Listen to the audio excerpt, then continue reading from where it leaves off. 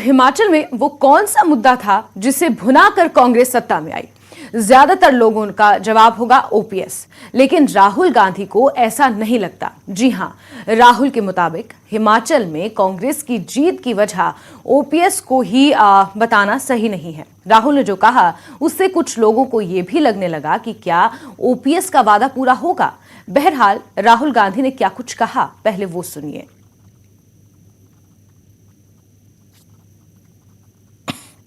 OPS Rajasthan ने लागू किया, हिमाचल में भी ओपीएस की वजह से ही संभवतः आप लोग सत्ता में आए। कल आप रघुराजन सर से मिले हैं, उनसे आपकी बातचीत, ये आपने बहुत बड़ी स्टेटमेंट की कि बहुत बड़ा हिमाचल में आप ओपीएस के कारण आए। ये मतलब साइंटिफिक एनालिसिस किसी ने नहीं किया है। उसका एक बड़ा रोल रहा होगा। गहलोत साहब भी कई बार गए, उन्होंने ओपीएस की बात कही, लेकिन कई अर्थशास्त्री उसके विरोध में, उसके खिलाफ है। कल आपकी रघुराम राजन साहब से लंबी बात हुई? नहीं, उनसे बात नहीं हुई, मगर हमारी जो जनरल अप्रोच होती है, जो हमारी स्टेट लीडरशिप नॉर्मली जो स्टेट लीडरशिप करना चाहती है, थोड़ी सी फ्लेक्सिबिलिटी हम उनको देते हैं। तो हम ये नहीं कहते हैं कि हर स्टेट को ये करना है। सेंटर से एडवाइस दे सकते हैं, एडवाइस देते हैं कि हमें लगता है कि ये ठीक है या ये ठीक नहीं है, बट जनरली हम स्टेट्स पे छोड़ देते हैं, क्योंकि अलग अलग स्टेट्स को अलग अलग तरीके से अपनी सरकार चलानी पड़ती है।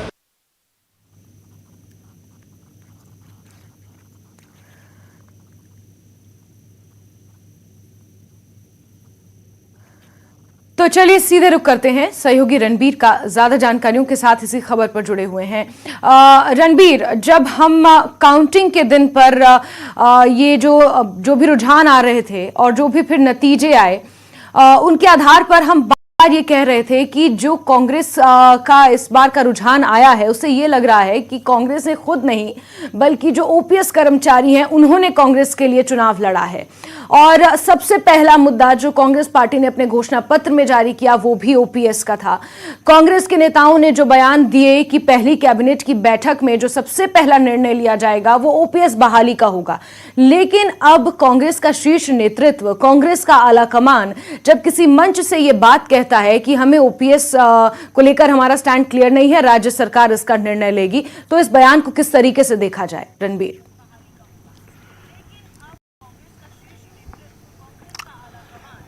देखिए, यहाँ पर ये भी देखना होगा कि राहुल गांधी जिस तरह से भारत जोड़ो यात्रा कर रहे हैं, जिसमें उनका संदेश जो है बिल्कुल साफ है। उनका ये कहना है कि भारत में जो है, जो भारत का जो आर्थिक और सामाजिक ढांचा है उसको जो है ठेस पहुंचाई जा रही है, नफरत का वातावरण जो है देश में फैल रहा है। तो इसी के संदर्भ को देखते हुए शायद ये लग रहा है कि एक संदेश जो है उन्होंने जो है इसी पर कायम रखने के लिए इस तरह की बयानबाजी जो है की है, जो प्रेस कॉन्फ्रेंस में राहुल गांधी ने पिछले कल राजस्थान में कहा है।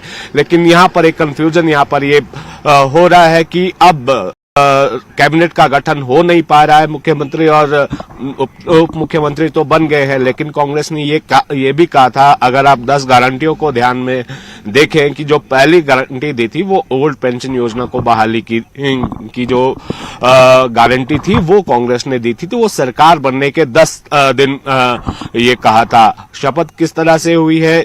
11 तारीख को शपथ हुई है, 11 दिसंबर को, तो अब कुछ एक दिन जो है बचे हुए हैं। हालांकि मुख्यमंत्री और उप मुख्यमंत्री ने ये कहा था कि अगर कैबिनेट नहीं भी बनती है तो कुछ फैसले जो है सीएम और डिप्टी सीएम यहां पर लेंगे। तो कुल मिलाकर यहां पर अभी ये कांग्रेस ने जिस तरह की गारंटी बात कही थी, अभी तक फिलहाल जो है उस पर कोई बड़ा फैसला जो है कांग्रेस रणधीर, आप यहाँ पर रोकना चाहूंगी। बीजेपी विधायक रणधीर शर्मा जी इस वक्त हमारे साथ फोन लाइन पर जुड़ चुके हैं। रणधीर जी, ओपीएस बहाली का वादा करके सत्ता में आई कांग्रेस, अब राहुल गांधी ये बयान दे रहे हैं और उनके बयान से ये लग रहा है कि कहीं ना कहीं ओपीएस पर उनका जो ढांचा है, उनकी जो रणनीति है वो स्पष्ट नजर नहीं आ रही है। आप क्या कहेंगे इसको लेकर?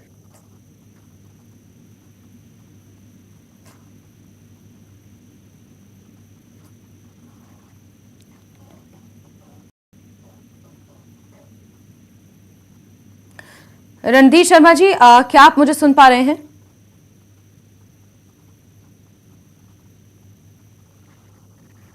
चलिए बीजेपी विधायक से दोबारा जुड़ने की कोशिश कर लेंगे, लेकिन रणबीर हमारे साथ लगातार बने हुए हैं। रणबीर जी, आप अपनी बात पूरी करें।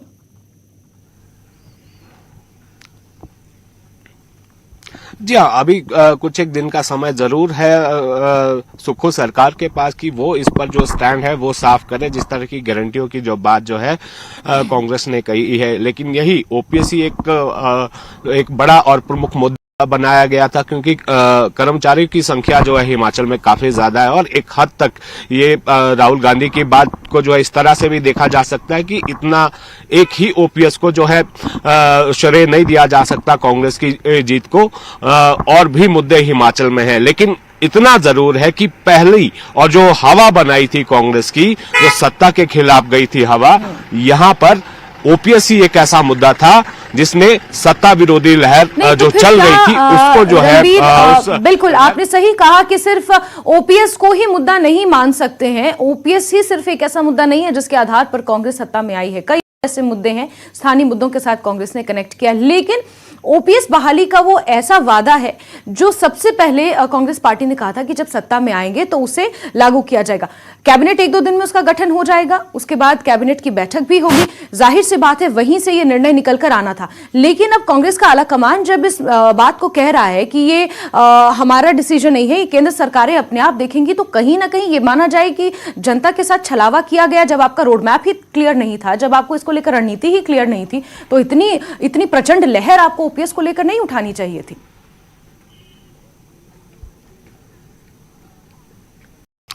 जी हाँ, देखिए अब कुछ एक दिन जैसे मैंने पहले दोहराया कि 11 दिसंबर को शपथ जो है मुख्यमंत्री ने ली है, उप मुख्यमंत्री ने ली है, तो अब 21 तक का समय है, जो 10 दिन का समय दिया था कांग्रेस का। तो ये जो है अब ये देखना होगा कि इस पर जो स्टैंड है कांग्रेस ने जो पहले तय किया था, चुनावों में वायदा किया था कि 10 दिनों के भीतर इसको लागू करेंगे। और एक और इससे जुड़ा हुआ एक पहलू है कि छत्तीसगढ़ और राजस्थान की सरकार ने जो है एक जो है प्रस्ताव दिया था जो केंद्र सरकार को कि जो राशि जमा है एनपीएस में, कर्मचारियों की जो राशि है उसमें राज्य सरकारों का भी योगदान है, उस पैसे को जो है वापस मांगने की जो है गुहार लगाई गई थी। लेकिन जो एमओयू हुआ था उस वक्त तो केंद्र सरकार ने ये यहाँ पर रोक रही हूँ, भाजपा का रिएक्शन लेना भी इस पर जरूरी है। भाजपा विधायक रणधीर शर्मा वो इस वक्त हमारे साथ फोन लाइन पर हैं। रणधीर जी, ओपीएस को लेकर राहुल गांधी का बयान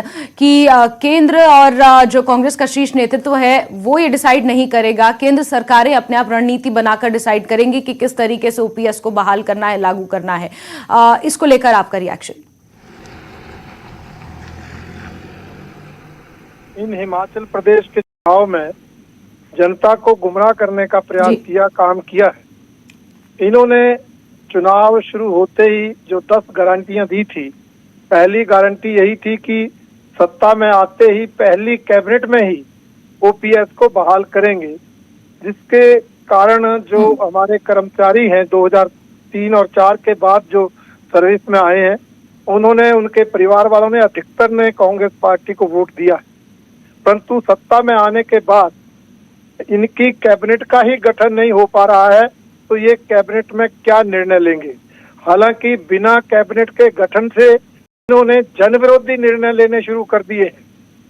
जो इंस्टीट्यूट 1 अप्रैल 2022 के बाद खुले हैं या अपग्रेड हुए हैं, जिनमें अनेक जो हैं वो कर्मचारी जिनको नौकरी मिली है, इन्होंने कहा है हम उनको डिनोटिफाई कर देंगे, और उसके कारण कितने और कर्मचारी जो है वो नौकरी से बाहर हो जाएंगे। तो इन्होंने कर्मचारियों को, रणधीर जी, आपका मानना है कि कैबिनेट गठन से पहले ही यहां पर जन विरोधी निर्णय लेना कांग्रेस पार्टी ने शुरू कर दिया, लेकिन मुद्दा यहां पर फिलहाल ओपीएस का उठा हुआ है, जिसको लेकर राहुल गांधी ने एक बड़ा बयान दिया है।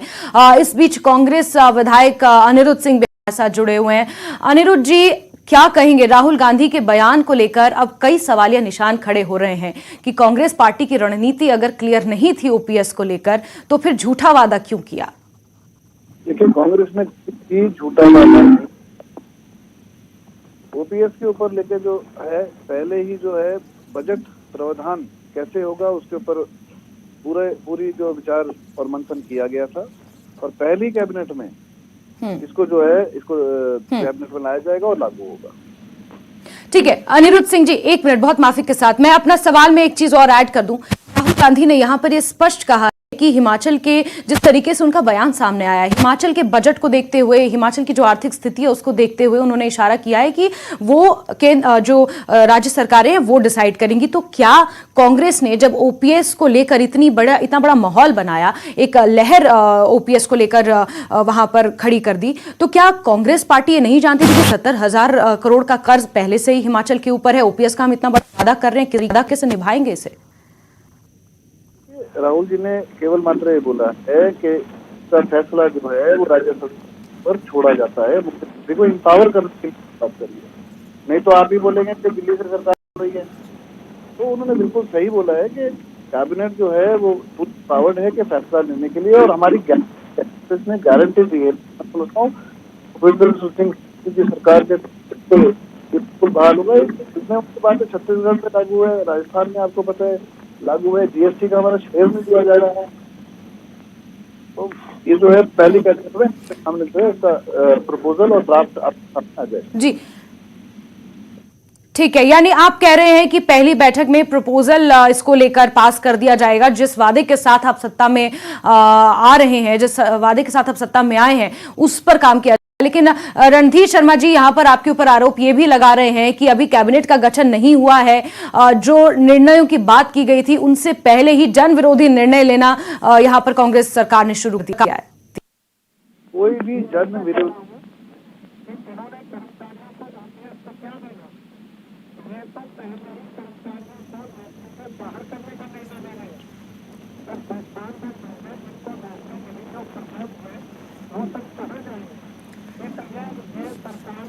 चलिए, अनिरुद्ध सिंह जी से हम जवाब इसका लेंगे, लेकिन रणधीर जी, हमने कसुम्पटी विधायक है अनिरुद्ध सिंह, उनसे सीधे तौर पर बात की और उन्होंने कहा कि ऐसा कुछ नहीं है। राहुल गांधी ने सिर्फ ये कहा है कि राज्य सरकार को फ्री हैंड दिया है कि किस तरीके से ओपीएस लागू करनी है, वो अपने हिसाब से कर सकते हैं, और कोई भी जन विरोधी निर्णय यहाँ पर नहीं लिए गए हैं।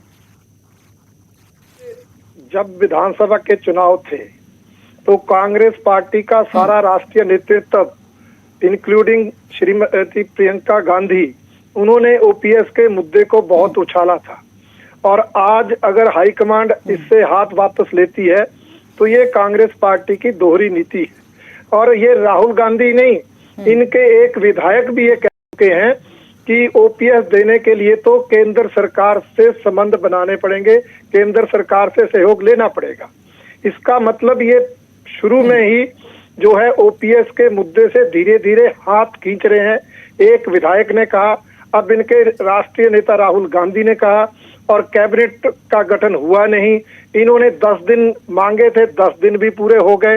तो ये तो एक तरह से पूरी तरह शुरू में ही सरकार विफल हुई है अपने वायदे पूरे करने में और जनता की समस्याओं को समाधान करने में। यहाँ हिमाचल प्रदेश में सीमेंट फैक्ट्रियां बंद हो गई, लोग बेरोजगार हो रहे हैं और ये सरकार सैर सपाटे कर रही है। इसलिए इस सरकार को हिमाचल की जनता के हितों की कोई चिंता नहीं है। ये इनका मकसद सत्ता में आना था, सत्ता में आ गए और अब ये सैर सपाटे करके मजे कर रहे हैं। इसलिए इनका कोई उन वायदों से भी सरोकार नहीं है जो इन्होंने किए। सिर्फ ओपीएस अनिरुद्ध सिंह जी से इसका जवाब ले लेते हैं। अनिरुद्ध जी, यहाँ पर साफ जी अनिरुद्ध जी, साफ तौर पर ये आरोप आपके ऊपर लग रहे हैं कि आपको सिर्फ सत्ता में आना था, सत्ता में आप झूठे वादे करके आ गए हैं।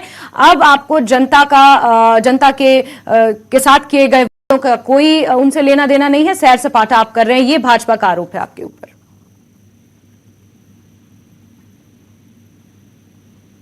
कि ओपीएस कैसे लागू होगी, हमने पहली कैबिनेट में जैसे कि हमारा गारंटी है, गारंटी के साथ हम बोल रहे हैं कि ओपीएस पहले कैबिनेट में लागू, कैबिनेट बनने की बात जो आप बोल रहे हैं, क्योंकि हाईकमांड से जो है विचार चल रहा है, कौन मंत्री होगा, कौन कैसा मंत्री होगा, मुख्यमंत्री ने और लीडरशिप ने इसका फैसला लेना है।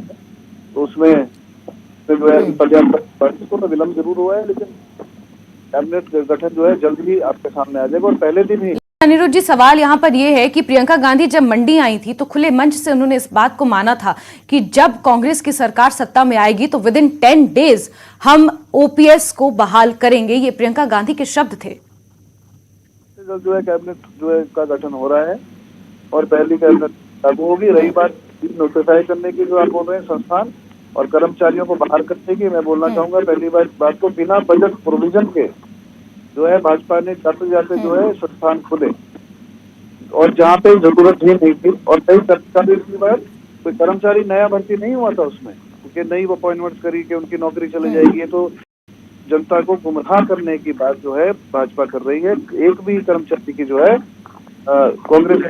कांग्रेस हमेशा जो है, लेकिन अनिरुद्ध जी, में भाजपा ये भी आरोप लगा रही है कि आपके ही विधायक ये बयान दे रहे हैं कि ओपीएस को लागू करने के लिए हमें केंद्र से किसी ना किसी तरह के सहयोग की जरूरत पड़ेगी। बिना केंद्र के सहयोग से फंड लिए बिना ओपीएस प्रदेश में बहाल नहीं हो सकती। 70,000 करोड़ का कर्ज पहले से ही हिमाचल के ऊपर है। देखिए, जो विधायक है, जो हमारे विधायक ने बात बोली है, तोड़ मड़ोड़ के जो है भाजपा बोल रही है। विधायक ने सिर्फ देखा है कि कोई भी सरकार हो, सेंटर की कोई भी सरकार हो या विपक्ष में स्टेट की सरकार हो, आपस में तालमेल बना के चलना ही पड़ता है। और जो स्टेट का शेयर है वो सेंटर को देना ही पड़ता है। उन्होंने ये बात करी है कि संबंध जो है वो मुद्दा होनी चाहिए। ये तोड़ मोड़ के बात जो है भाजपा की बोलने की हमेशा से शुरू से ही आ रही है। ठीक है अनिरुद्ध सिंह जी, तो हम क्या ये माने कि जिस वादे के साथ आप सत्ता में आए थे, आप अभी भी उस वादे पर टिके हुए हैं और बहुत जल्द प्रदेश में ओपीएस बहाल होगी? बिल्कुल, वादा भी और जनता के साथ जो की गई गारंटी है, और मैं भी गारंटी दे रहा हूं कि जो भी गारंटी हमने और वादे करे हैं जनता के साथ, वो लागू होंगे ही होंगे। ठीक है अनिरुद्ध सिंह जी, तो यहाँ पर आप कसुम्पटी से कांग्रेस विधायक को सुन रहे हैं जो ये वादा कर रहे हैं कि जिन वादों के साथ, जिन गारंटियों के साथ, जिस घोषणा पत्र के साथ कांग्रेस पार्टी सत्ता में आई है वो बहुत जल्द पूरे होंगे। हालांकि भाजपा विपक्ष में बैठी है, सवाल पूछना भाजपा का काम है। और इसी के साथ रणधीर शर्मा जी और अनिरुद्ध सिंह जी, आपका बहुत बहुत शुक्रिया इस चर्चा में शामिल होने के लिए और न्यूज 18 हिमाचल को अपना महत्वपूर्ण समय देने के लिए। सहयोगी रणबीर हमारे साथ लगातार बने हुए थे। रणबीर, आपका भी